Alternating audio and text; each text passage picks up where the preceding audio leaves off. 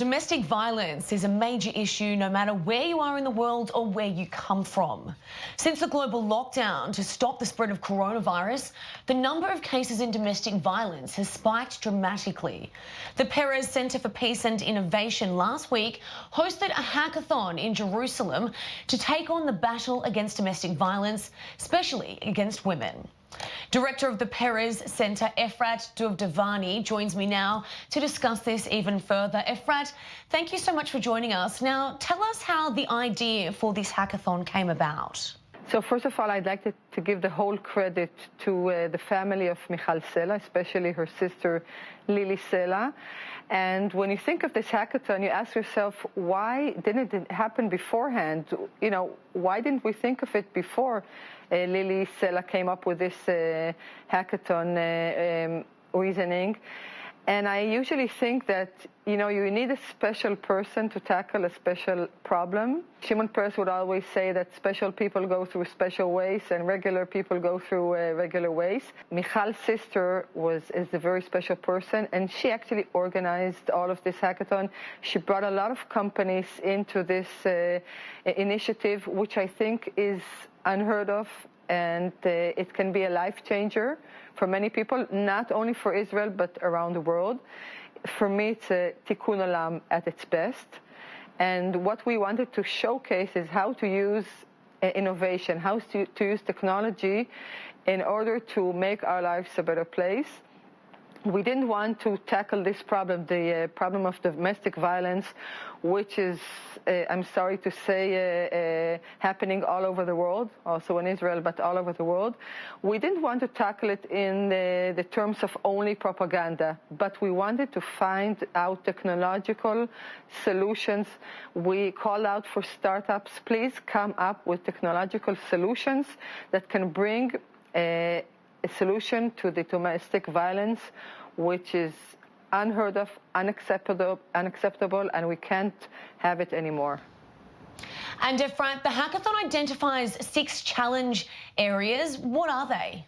We were talking about 6 challenge areas, but at the event in the president's residence, which the president graciously opened his house, we had 9 different startups, which all the judges had to judge from.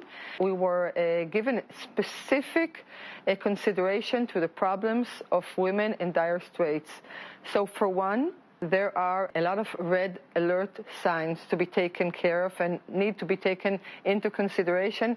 And this was also something that it was in our consideration as judges. So for instance, if the person of violence is too jealous, too impulsive, too dominant, and it starts from this and only gets worse, then this is something that we want to address. Now, another thing was that the person of violence is usually somebody who pries into your private areas. For instance, your mobile. He goes with you to the meetings. He wants to meet all of your friends. So we wanted the startups to have something that the person of violence couldn't find out. It had to be something that only the person in domestic fear and domestic assault could identify. So it had to be tech. It had to be something that gives answers on the spot. It had to be safe.